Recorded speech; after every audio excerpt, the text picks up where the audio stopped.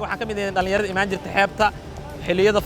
fursadaha ay helaan waxaan aragnay isticmaalkii qashinka baddu aad u soo bartay marka waxaan go'aansanay inaan qashinka iska qaadno waxaan ku bilawnay hawshan 6 qof aan ku bilawnay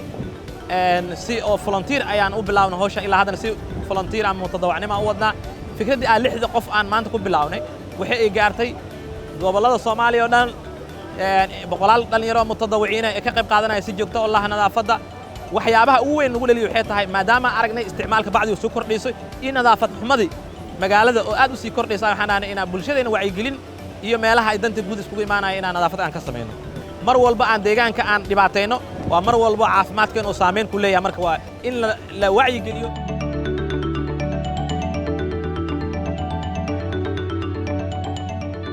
dawladda ku diraaya gaar ahaan maamul gobolka Banaadir iyo cid kale ee qosayso in magaaladan siyaasad la soo saaro lagu joojinayo isticmaalka